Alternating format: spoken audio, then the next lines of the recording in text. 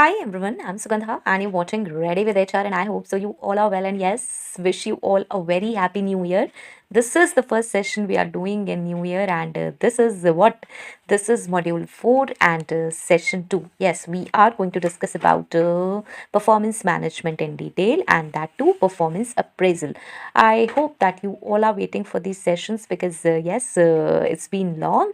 We haven't done this, right? So this is HR course module 2 session 2 performance appraisals. Let's have a quick recap. You can check these sessions, complete this HR course from the pinned comment. You can find HR course in English and HR course in Hindi. If you know Hindi well, if you are well versed in Hindi, then yes, you can check my other channel Ready to Get Update. There you can have several sessions and a complete course, okay, in Hindi also. So yes, we have till now we have done 3 modules. First was about HRM, that was introduction to HRM, what is the purpose of HRM. Then in module 2, starting from module 2, we are discussing basic elements in detail. So module 2 was recruitment and selection, where we have discussed everything about recruitment and selection. You can check those sessions, they are around 18-20 sessions, okay. Then module 3 we have discussed about training and development. There also we have discussed a lot about training and development, and you can say everything about training and development. Now it's performance management. This is module 4, performance management, and in the last session we have discussed about the introduction. What is performance management, why we are talking about this.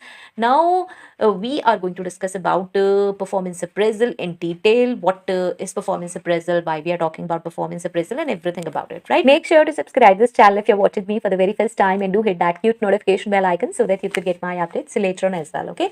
So what is performance appraisal? Now see, performance appraisals are formal evaluations conducted by HR to assess and document employee performance over a specific period. Now, the goal is to measure how well employees meet predefined objectives, contribute to organizational goals, and perform against what? KPIs, that is, key performance indicators. So, these appraisals provide feedback, recognize achievements, and you can say identify areas for improvement. We all know that the purpose of performance management, performance appraisal is not to, remove someone from the job or from their profile, but to identify areas for improvement and we can improve them, okay. So let's discuss about the key components of performance appraisals. Predefined goals and KPIs. So goals are specific targets set for employees, such as the completing a project, increasing sales, or you can do like improving customer satisfaction. Now KPIs, key performance indicator, I have done several sessions on this. You can check this on my channel Ready to Get Update. If you want this on this channel, means KPI session on this channel, then yes, you can write in the comment section. Quantifiable measures that track an employee's performance. We can say okay, for example, for a sales executive, KPIs could include revenue generated, what all revenue we have generated, or number of new clients acquired, and yes, customer retention rates, okay. So next is methods of performance appraisals. Now, what all methods are there, and these methods we are going to discuss all these methods in detail in separate sessions from next session, okay. So appraisals can take several forms to ensure a comprehensive evaluation, okay. We have to do comprehensive evaluation, then only this process can be done. And yes, there are several methods. First is self-assessment. Now see, this is very easy, or you can say this is tough also, because nobody wants to self-assess. Nobody wants to say, okay, I have committed this mistake, or here I'm wrong, or you can say this is my weakness, okay. This is a natural human tendency that nobody wants their own mistakes to be pointed out, okay.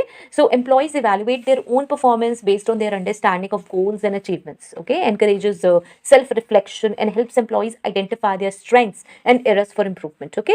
So okay, for an example, like an employee fills out a self-assessment form highlighting their accomplishments and challenges over the past year. This is what I said, okay. I have to assess myself, I know where I'm wrong, okay. That's a normal thing. If you will relax and you will think, okay, I'm wrong at what place, this is the best thing. You can analyze, you can write, and then yes, people can help you to resolve it, okay, to overcome it. Next is managerial reviews. Now see, managers assess an employee's performance based on observation and results achieved. So typically involves comparing employee performance to the predefined goals and standards. So example, like a manager rates an employee on teamwork, innovation, and task completion. Fine. So this is really important. Next is peer reviews. Now, who are peers? Obviously, colleagues. So, colleagues provide feedback on an employee's performance, especially in collaborative roles. Because, see, when we are collaborating with something, we are working with a team, then colleagues came to know our weakness. They are able to understand, okay, where she's falling, okay, where this person has some weakness, or you can say shortfall. Fine. So yes, they can provide a valuable feedback. Provides insights into what? Into interpersonal skills, teamwork, and reliability. Very normal. Like if you have to coordinate within a day with four team members, how you're coordinating? You are doing your own task, or you are collaborating. You are asking other people also what they are doing. Fine. So this way you can trace out what kind of skills people have. Next is okay, example. A team member provides feedback on how effectively another employee contributed to a group project. And I always say that please don't take it negatively. Okay, he has complained against me, or she is always doing backbiting or gossiping. See, backbiting, gossiping is a different thing, but when we are talking about the feedback and peer reviews, then it's feedback. You must take it as a feedback, then only you will be able to grow. Okay, and as an organization you can grow. Next is 360-degree feedback. This is very favorite kind of a feedback, because here we are getting feedback from different areas. You can say a holistic approach where feedback is collected from various sources, including what? Including, yes, managers, peers, subordinates, clients or customers, and yes, clients or customers if applicable.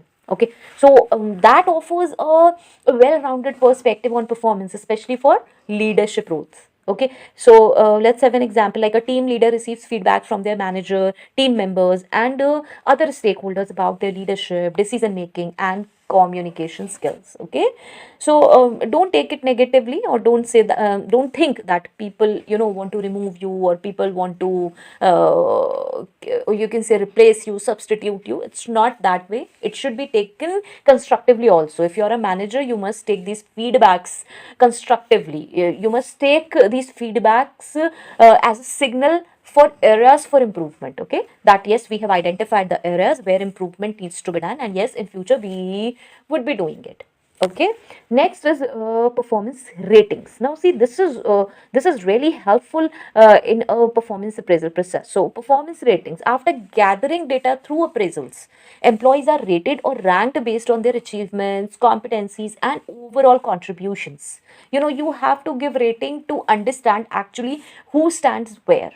Okay, so this can involve what? Performance scales. What is performance scale? You might understood scales we are talking. So employees are rated on a numerical or descriptive scale. Example, you can say 1 to 5, or exceeds expectations, meets expectations, needs improvement. Okay, example, okay, a marketing coordinator might be rated as 4. Okay, that could be exceeds expectations for successfully managing a social media campaign. Now don't struggle for that 5 here. Whenever you are providing rating, or you are getting rating or scales, never think that okay, I must get 5. You can never get. And even if people are giving, they're not able to judge properly, because always there are areas which requires improvement. Okay, so don't think okay, if I'm getting 5 then it's perfect and I should get 5. Okay, you must be happy if you're getting 3, 4, 2. Even if you're getting 1 then also okay, if I'm getting 1, I have to improve lot. And what are the areas for improvement that I need to check, or I would be getting it through the feedback. So it's a positive sign. Never take it negatively. Next is comparative rankings. This is also very nice, because you are compared. I always say never compare yourself with anyone. You must set your own standard. But here comparisons are important, because we are improving as an organization. We are improving as a team. So if a car is having 4 wheels, all the wheels need to be compared. Okay, this is not an individual performance. Individual performance is a car performance, that is a team performance. Okay, so we need to check all the wheels. Remember, when you're running a car, you have to check all the wheels. Okay, this wheel is punctured, this wheel is weak, this has this problem. Okay, so it's like that. Now, employees are ranked relative to their peers, often used for determining, you can say, yes, promotions, bonuses, or rewards. Example, in a sales team, the top 10% of performers might qualify for additional incentives. Okay, next is see competency based ratings. Again, this is competency we are talking about. So employees are evaluated based on their skills, knowledge, and behaviors essential for the role. This is important. Role specific you have to consider. Example, okay, software developer might be rated on their problem solving ability, coding expertise, and you can say collaboration with team members. That's important. Fine. Next is goal achievement. Now, employees are assessed on their ability to meet or exceed goals. Example, what? A customer service representative who consistently resolves issues within the expected time frame might receive a high rating. That's very obvious because that customer service representative is resolving issues that's a major part of any you can say any organization, because every organization is product based, whether physical product or in the form of service. And if you are sorting out the queries, resolving the issues, then you are doing a great job. Okay, so that could be a high rating or high rewarding kind of a thing. Next, okay, let's take an example of a performance appraisal process, how it works. Okay, so okay, let's take a scenario: a marketing manager evaluating an employee. Fine. Marketing manager evaluating an employee. Now, don't get emotional and sentimental when I would be using certain examples. This is just an example. Okay. First is goal setting. Now, at the beginning of the year, the marketing manager sets goals for a campaign specialist, okay, such as launching 3 successful campaigns and increasing website traffic by, you can say, 20%, 30%, okay, tracking progress. Now, throughout the year, the manager monitors the specialist progress through campaign reports and performance dashboards. So this is a process. This is a part of process. Next is self-assessment. The specialist completes a self-evaluation detailing their contributions to the campaigns and reflecting on their challenges. Now, next is managerial review. The manager evaluates the specialist's performance based on the quality of the campaigns, adherence to deadlines, and creative contributions. Okay. Next is feedback and rating. Now, see, the manager provides constructive feedback, highlighting strengths like innovation and suggesting areas for improvement, such as you can say better time management. The specialist is rated 4.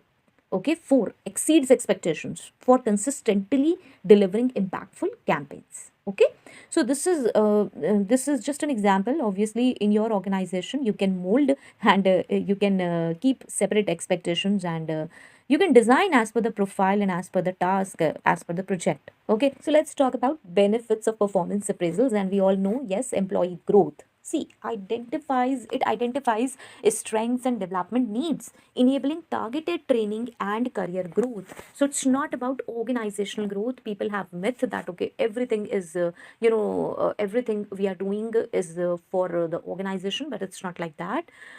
This is individual employee growth, individual person growth. You can say, as an employee, wherever you will go, and if you have gone through all this and you have overcome your weaknesses, then yes, it will help in your growth, your development. Okay, next is motivation and recognition. So recognizes high performing employees, boosting morale and motivation. Next is increased productivity. We all know clear expectations and feedback help employees focus on areas that drive results. Okay, so that should be clear expectations and feedback. Next is fair decision making. So yes, provides objective data for promotions, raises, or you can say disciplinary actions. Next is alignment with organizational goals. So ensures that individual contribute to the overall success of the organization, which is really important, because yes, individual performances, individual growth will definitely contribute to the overall success of the organization. Even if the employee quits, then also okay, there is a brand name, organization name, that okay, they are employees from this organization. Okay, that also you can say that also helps in boosting branding, boosting name, actually name, brand name. Fine. So if I have to conclude this is all about performance appraisal. And if I have to conclude, so I can say, if I have to summarize, if we have to summarize, then yes, performance appraisals are not just about evaluating employees. They foster a culture of what? Accountability, transparency, and continuous improvement. So yes, by combining various evaluation methods and providing meaningful feedback, HRM can drive both individual and organizational success. Fine. So this was all about performance appraisal. In the next session, we would be discussing the methods and Yes, this is a self-assessment. We are going to discuss about the self-assessment, how this can be done. See, by name, we can understand that, okay, this is self-assessment. We are talking about assessing ourselves. What in detail we can discuss. We have a lot of things to discuss about self-assessment and what are the methods, how we do, why we are focusing on this. So this will be in the next session. I hope so this was helpful. If it's helpful, please do let me know in the comment section. Till next video, all the very best. Stay happy, stay safe. Thanks for watching. Bye-bye.